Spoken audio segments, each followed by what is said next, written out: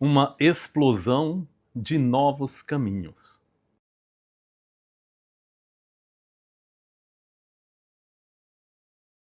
Nessa viagem aconteceram muitas coisas. Eu estou há 25 ou 26 ou 27 dias na Europa e volto daqui a 4 dias para o Brasil. Primeiro, houve uma queda numa estação de trem que me mostrou que eu sou vulnerável na idade que eu estou. Vulnerável a peso, vulnerável a desequilíbrio, vulnerável sob vários aspectos, mas ao mesmo tempo me mostrou o quanto eu sou forte, o quanto eu, controlando a minha glicemia, eu posso vencer as intempéries que eu vier a enfrentar como essa. Estou aqui vencendo um monte de coisa e o meu relógio se emocionou com minha fala e aí ligou aquela inteligência artificial da Apple. Continuando, depois desse acidente, que eu já estou melhorando e volto no dia 30 para o Brasil, estou gravando hoje dia 26 ou 27, né? 26, aqui em Viena, na Áustria. E a Agnes ali trabalhando, me ajudando, às vezes quando eu tiver minhas dificuldades cognitivas, né? Houve uma explosão de sentimentos dentro de mim, numa determinada, em 2 dias ou 3 dias, com relação a algo que não interessa revelar. E quando eu soube da realidade, eu me senti um idiota. Eu me senti uma pessoa que tem sentimentos que não condizem com a realidade. Eu descobri várias informações que pessoas não me revelam. E eu fico tendo pensamentos que não são reais, que não condizem com a realidade. Se você é muito cheio de sensibilidades, ideias, saiba que muitas vezes você tem um sentimento ou uma ideia que não é real, não condiz com os fatos que te norteiam. Então foi muito legal nessa noite eu descobrir novos caminhos para a minha vida num determinado segmento dela. Além da queda, teve esse negócio, né, que eu descobri realmente novos caminhos na minha vida. Depois, nós tivemos várias experiências interessantes e uma delas é o seguinte: a Agnes, ela se comunica muito bem com as pessoas que falam português aqui na Europa. E um português veio falar conosco na Tchequia, porque ele não aguentava mais a língua tcheca, ou alemão, ou árabe, ou chinês, e ele viu alguém falando português e ele gentilmente veio falar conosco. Aí ele abriu uma cerveja e a gente ficou preocupado, porque em Berlim a gente tinha passado por uma experiência de uma moça que tinha vindo falar conosco, bem vestida e tudo, para pedir dinheiro. Então a gente pensou que ele também teria conversado com a gente para pedir dinheiro e não era verdade. Ele só queria mesmo falar com alguém que falasse a língua dele, que falasse português, porque aqui na Europa, e eu fiz uma matéria sobre isso, você tem praticamente 190 línguas que são faladas na Europa, entre dialetos e línguas. É uma loucura, no café da manhã você ouve alemão, você ouve francês, você ouve espanhol, você ouve português, você ouve inglês, mas português muito pouco. Eu não sei se o poder aquisitivo das pessoas que residem em Portugal é menor, por sinal, esse português me mostrou um cartão verde que o governo fez porque ele, me parece, era um trabalhador do campo, ele trabalhava com plantações, e ele me disse que aquele cartão dava direito a ele a viajar de trem dentro de Portugal muito mais barato.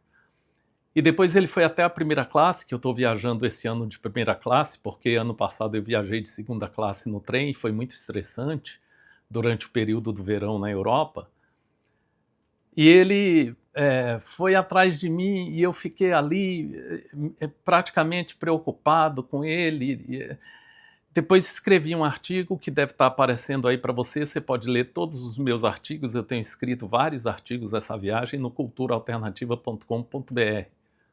E eu conversei com a Agnes aqui no quarto, que ela, quando conversa também com pessoas que falam português, muitas vezes aquelas pessoas podem achar que ela é muito descolada, muito comunicativa. E ela disse, mas sempre eu tento colocar no início da conversa algo que norteie a conversa, que mostre para a pessoa que eu não estou ali falando aleatoriamente ou que eu vou fazer algum pedido para a pessoa. É verdade.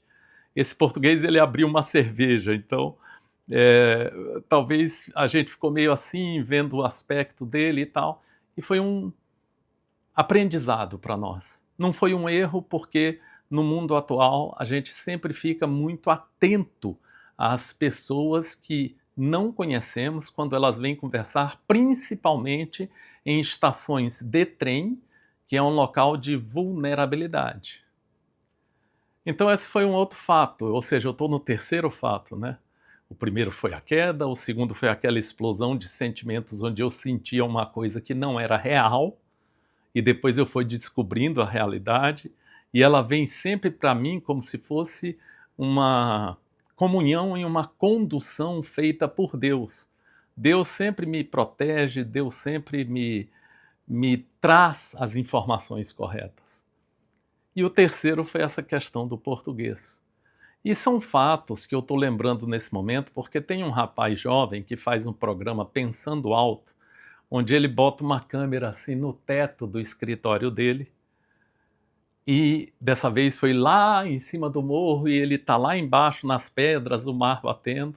Esse rapaz chama-se Arthur Miller, e ele me inspirou a fazer esse programa para você, eu que não vinha gravando nada, pela série de reflexões filosóficas que ele faz nesse programa. É um jovem. Então, eu senti também que eu aprendi uma coisa interessante, porque quando eu chegar dia 1º de julho, no dia 6 ou 7, a gente parte para Recife para passar uma semana, fazer toda uma cobertura da FENEARTE e também valorizar e parabenizar a filha da Agnes, que conseguiu um stand para os produtos dela, onde ela está ficando muito famosa naquela região, talvez até no Brasil já, que é a Brisa Cria. Você pode procurar o Instagram, ela é muito criativa. E a gente vai para ajudar e também para parabenizar e para admirar o trabalho dela. E eu descobri uma coisa nessa viagem, que eu gosto muito do ócio. E nesse programa do Arthur Miller, por exemplo, agora eu estou no quarto, eu vou passar o dia no meu quarto, onde eu paguei praticamente R$ 1.000 aqui, porque o euro, 200 euros é mais de R$ 1.000. Não é só você calcular, €1 é R$ 6 e pouco, alguma coisa assim. Então, eu paguei praticamente mais de R$ 1.000, vou curtir o quarto do hotel e vou curtir uma coisa chamada ócio. Mas eu vou estar produzindo no computador, eu estou fazendo esse vídeo para você, e o Arthur Miller, nesse programa último que ele fez, que é o Pensando Alto, pode ir no canal dele, tem mais de 150 mil seguidores, ele faz esse questionamento de que o ócio gera a criação. E eu só vim gravar esse vídeo depois que eu assisti o programa dele. Vou colocar no Instagram, vou colocar no YouTube, vou tentar fazer uma matéria, porque eu estou produzindo por dia cerca de 5 a 6 matérias escritas. Eu sei que elas têm menos atuação do que, por exemplo, um Reels ou um Stories no Instagram, mas tudo bem. Sabe? Eu já tenho 65 anos e eu acho que eu posso me dar o direito de fazer aquilo que eu gosto, depois de trabalhar tanto tempo como funcionário público federal e hoje estar trabalhando naquilo que eu amo e gosto, porque eu me considero um work lover. Então eu vim gravar esse vídeo para te informar destas situações que me mudaram. E aqui em Viena eu tive 2 noites com um pequeno pesadelo, onde eu consegui melhorar meu astral durante a noite ao escrever textos para buscar novos caminhos para mim. Essa questão de você ter muita sensibilidade, muitos sentimentos dentro de você, muita experiência, às vezes atrapalha. Às vezes faz com que você crie ideias, reflexões que não existem. Mas é bom para o ato criativo, por exemplo, de um portal de notícias, de uma música, de um poema, é muito bom. Você entende? Mas ao mesmo tempo, você está um pouco distante da realidade com seus sentimentos e reflexões, deixa você vulnerável para uma coisa que não existe. Então eu me lembro que a Agnes, que é minha companheira, ela também ficou com muita raiva nesse dia que a gente descobriu caminhos novos que estavam norteando a nossa vida. Então é muito interessante isso. Fica aqui essa dica e eu vou tentar gravar mais vídeos para vocês, mesmo sem ver o Arthur Miller. Vídeos que falem, por exemplo, de uma máquina que cortava pequenos tijolinhos de manteiga. Ou então, vídeos que falem, por exemplo, da reposição de sucos e água numa máquina onde você bota, né, a jarra de água ou suco no seu copo, quando você põe na máquina de novo, já desce. É muito legal o que a gente viu na Europa, foi uma viagem singular e está sendo singular. E hoje, talvez para minimizar a nossa ansiedade, um outro aprendizado que a gente teve foi quando a mala da Agnes quebrou o puxador. E agora a gente comprou numa loja chamada Action, que é uma loja muito barata, uma forma de usar a mala, e eu preciso sempre viajar com muitos travesseiros, porque eu tenho dor na lombar, tenho DTM, de botar só os travesseiros, ficar leve e a gente usar como se fosse uma alça. Então, são aprendizados que você vai tendo ao longo da viagem. Eu espero ter mostrado algumas coisas aqui, ó, você entende, ao longo deste vídeo para você, de publicações que eu fiz, e espero que você curta muito ver minhas matérias escritas no culturaalternativa.com.br. Gentilmente eu te desejo um excelente dia, noite, madrugada, não sei que hora você está vendo esse vídeo, e gentilmente eu desejo que sua vida seja feliz. E se você é muito sensível, eu desejo que você sempre mescle a sua sensibilidade e reflexões com a realidade. Porque às vezes a realidade é outra do que aquela que você está sentindo angústia e pensando dentro de você, e a realidade é totalmente diferente.